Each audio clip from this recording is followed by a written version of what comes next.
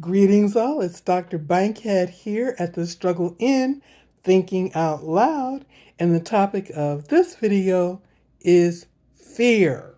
That's right, fear.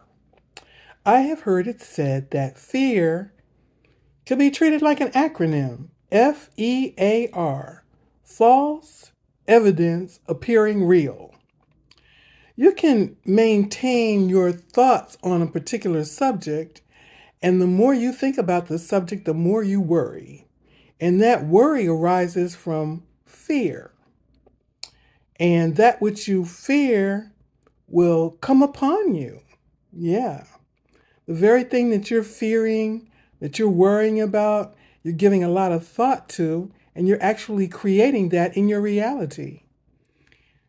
And most of the fear that we have, most of the fear that has been instilled in us, can be traced all the way back to the fear of death. That's right, the fear of death, or the fear of persecution, or the fear of imprisonment. And these fears are, for the most part, irrational.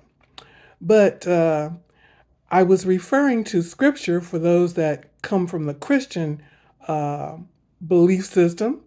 And in Hebrews 2:15 it says, "And deliver them who through fear of death were all their lifetime subject to bondage." That's right. The fear is keeping you in bondage.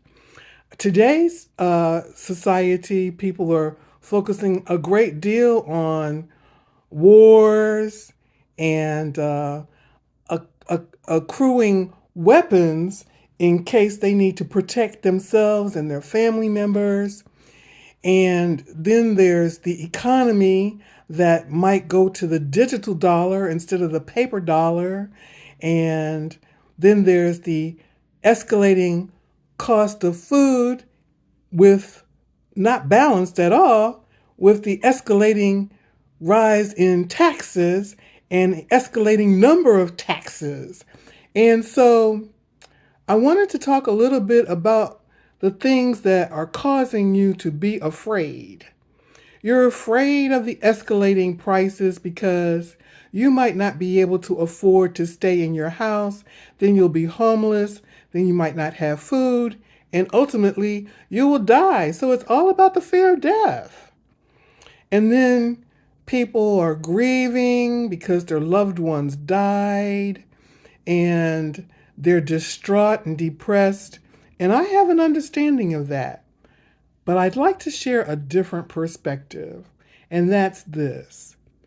We are in a body, but the real individual is not the flesh, it's the spirit.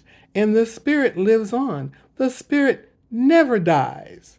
The spirit will either return in a new body, and that's what they call reincarnation, or the spirit will become one with the divine consciousness. And that's a choice. You can decide to live your life in fear of death with no expectations of your future existence beyond the body, or you can elevate your consciousness and awareness and recognize that the real life is not in the flesh. The real life is in the spirit. And of course, there's a great deal of information about the spirit, how the spirit elevates, how the spirit connects to the divine consciousness, etc., etc. Very few people take the time to research these topics, and so the tradition is you go into mourning and grief when someone dies, and that's without recognizing that they're not dead. They're still alive. They're just not in the flesh. And so if your mind can grasp that concept and recognize that the way you have been taught to think about death is erroneous, and it's a tool that the elites use to keep you in fear and in bondage. And this is Dr. Bankhead at the Struggle In Thinking Out Loud, and I'll see you in the next video.